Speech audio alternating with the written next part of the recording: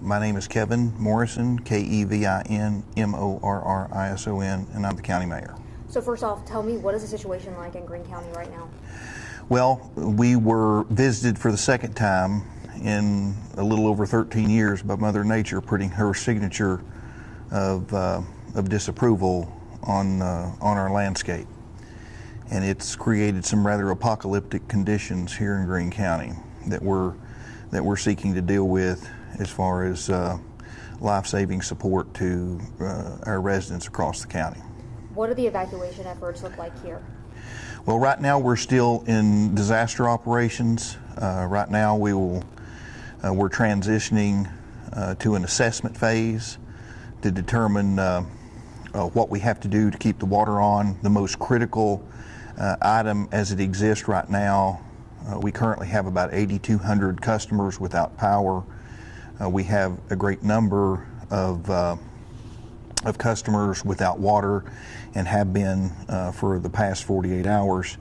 Of course, we all know the transportation and logistics links across the Nolichucky River by our bridge network has been severely compromised with the loss of the bridge at 107, losses of other major bridges across the county to include Jones Bridge, Bird's Bridge, Allen's Bridge, and the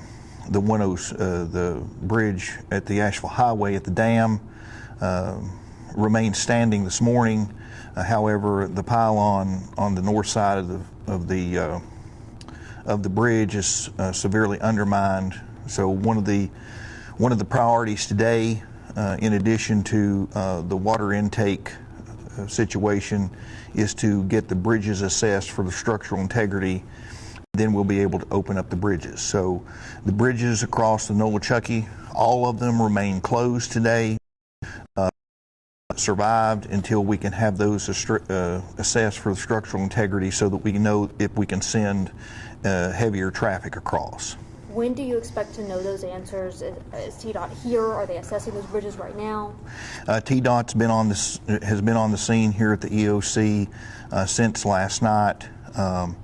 They sent a specialist this morning that said the bridge assessment teams were en route to Greene County and should be doing those assessments later this afternoon and tomorrow.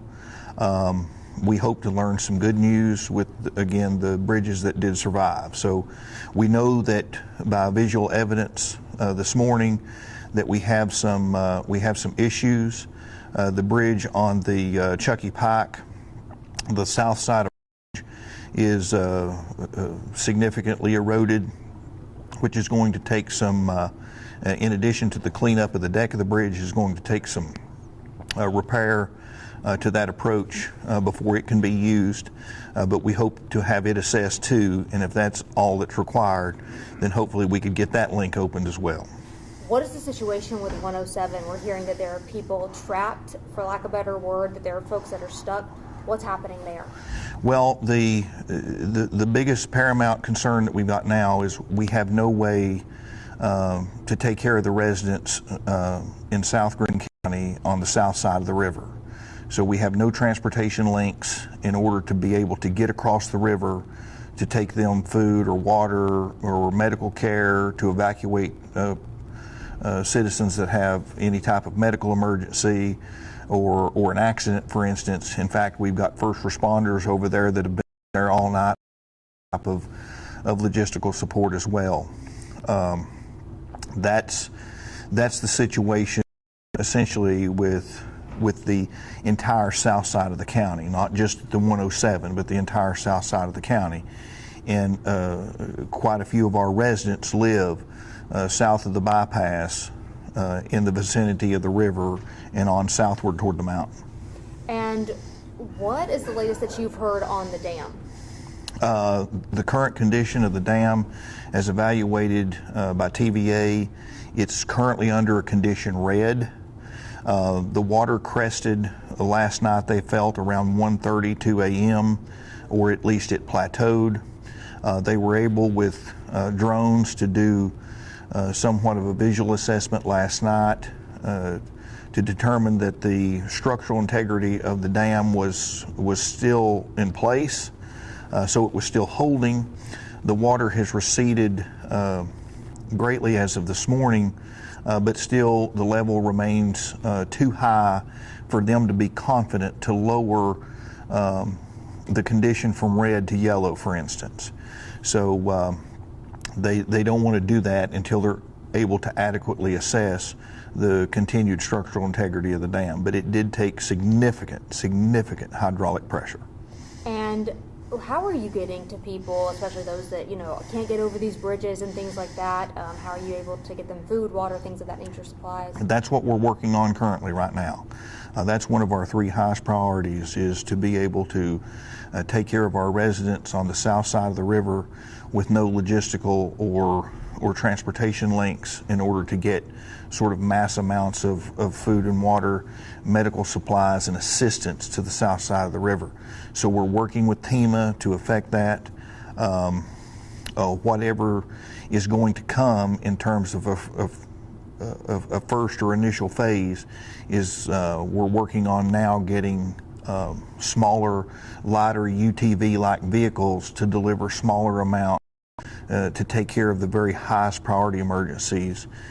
In fact, we've looked at if we have some type of medical emergency to be able to load them on some type of UTV vehicle and get them back across the river to where they can be transported to hospital or tertiary care. And tell us about the water situation here in the county and in the city of Greenville.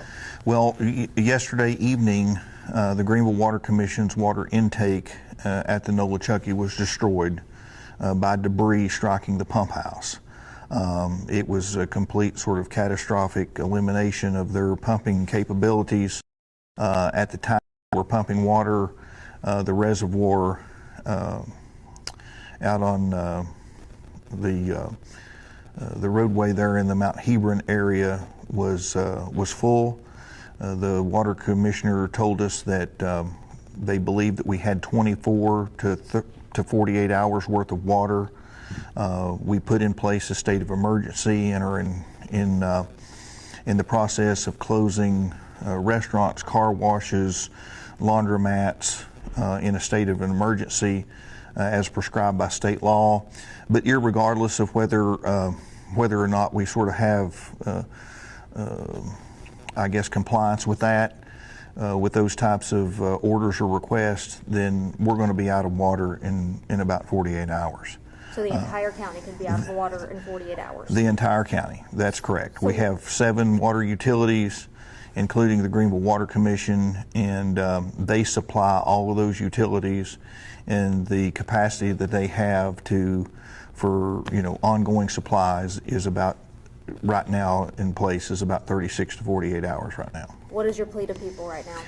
Well, my plea to people is to occasion neighbor and conserve water. This is not the time to be filling bathtubs and boots and things like that in a hoarding type situation, but is to the better nature and try to help our neighbors conserve water where you can.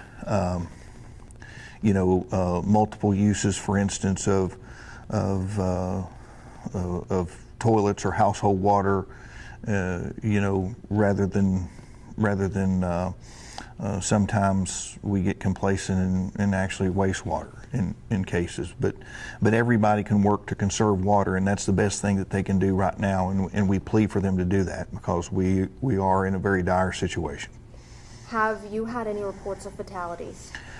We've had one report of a potential fatality. We haven't been able to confirm that as of yet.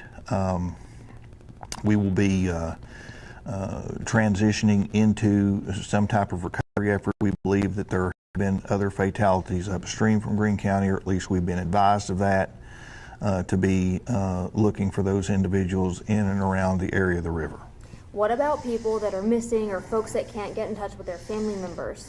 If they have, we also plea for people, not to call 911 for any type of non-emergency purpose or inquiry. If they have a question or concern, or they are missing a loved one, please call the Office of Emergency Management, which is here in this building, and or get in contact with the Greenville Police Department or the Greene County Sheriff's, and let us know what their status is and what you believe. We've got people out, our first responders now, doing welfare checks on reports that we've already received. So.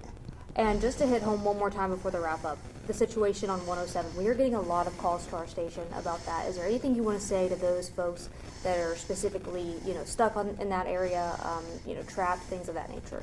Well, for those folks in the 107, what I can tell them is, I know it's very difficult for them to be patient and wait on support, but it is coming. So we are working on a plan to. I don't know that we'll be able to get people, for instance, to this side of the river right away, but we are working on a water, food, and medical support for those people that have been cut off by the collapse of the bridge at the 107. All right. Well, is there anything else that we didn't talk about or anything else that we need to be aware of? I don't think so, not at this time, Ansley. We'll keep you updated with regular information briefs and all of our other media as well. All right. Thank you so much, Mayor. Thank you, Ansley.